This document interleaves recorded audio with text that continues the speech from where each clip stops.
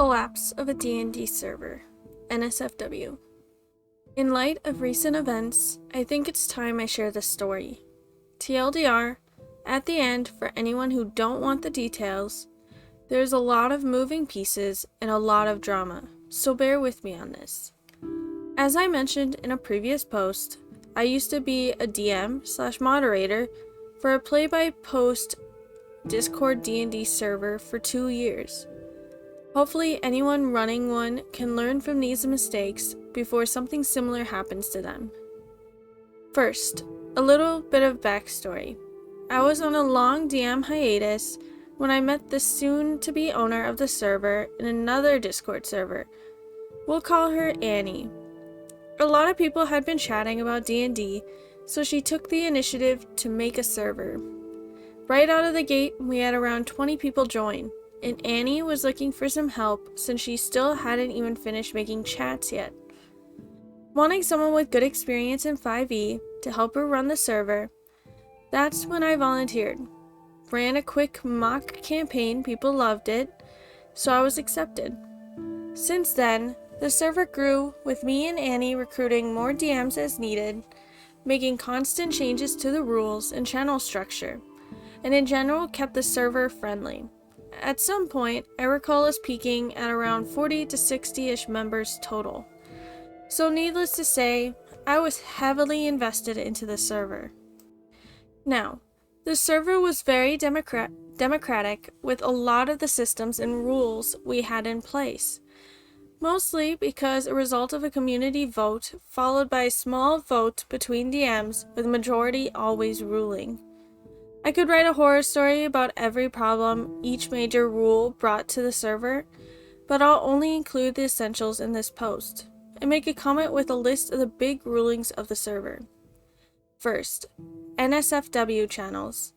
A lot of people wanted to get their freak on, at least over half based off the community vote, so it was put into place.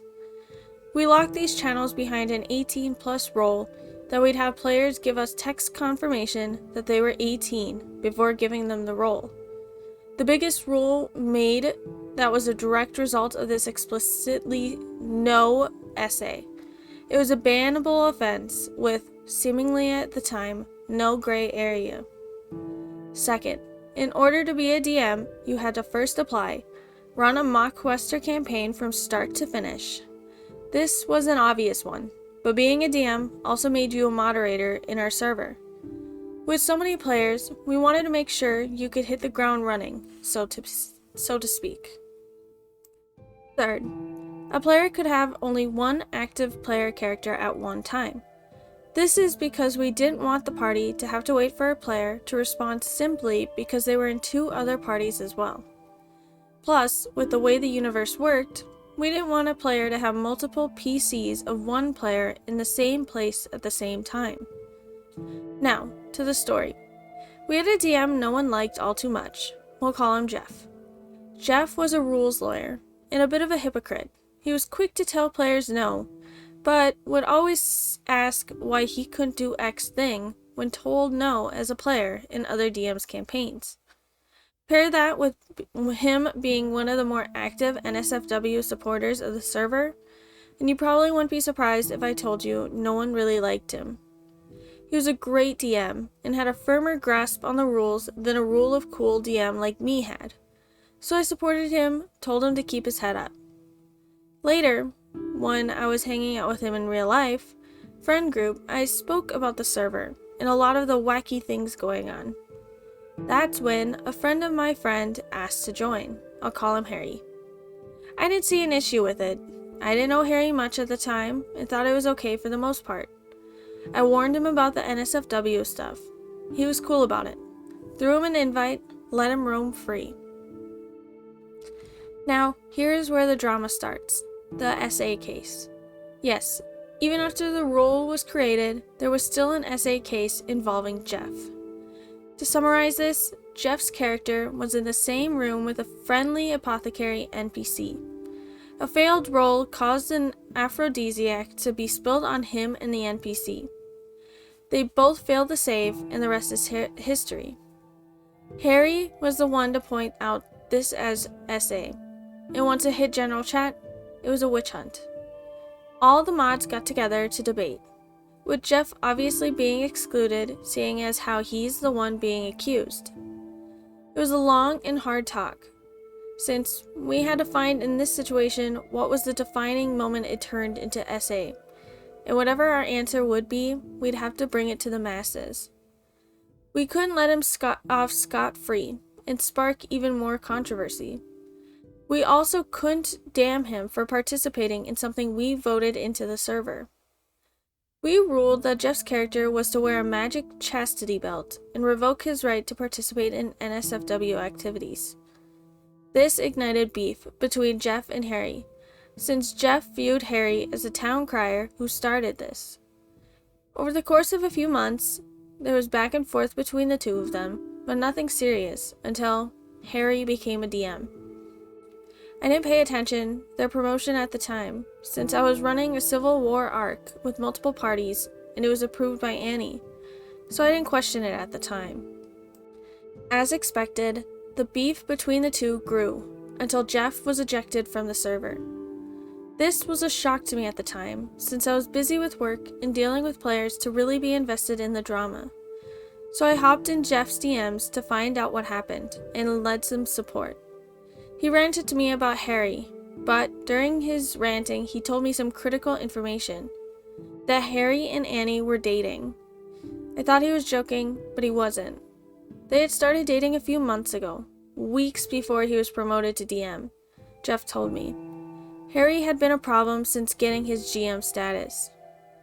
I then messaged DMs and players to help collect evidence in private. Harry made multiple NPCs he played across other DMs' campaigns. It would throw them away when he was bored. Harry admitted he'd never DM'd at all before in chat before applying. The game he ran to apply for DM status apparently had died halfway through, but apparently was still enough to get a DM status. He got into arguments with players all the time over the most petty things. And before the fight against the BBEG of Annie's campaign, one of Harry's NPCs suddenly outed BBEG of being a pedophile who SA'd their character when they were young. Me, knowing what Annie's campaign had planned before I knew this was not at all a thing she had mine for this BBEG. Everything she built that boss up to be was not overwritten with the label pedophile. Not to mention, Harry's was one of, if not one of the most active NSFW people in the whole server.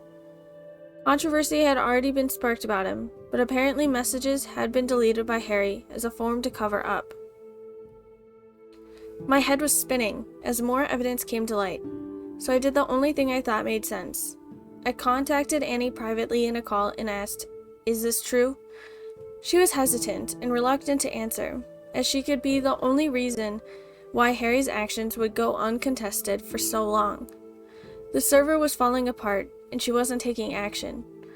I told her that if this kept up, I'd have to take my leave, which was heartbreaking to hear over a call, since we had grown really close as friends and worked hard on the server together for over 2 years. She started to cry because it felt like That's when she told me that if it came down to siding between me and Harry when it came to the server, she'd side with me. With this bit of reassurance, I decided to schedule a call between me, Harry, and Annie. Since we were all working adults, we needed a good window of time to get everything out. The conversation was heated.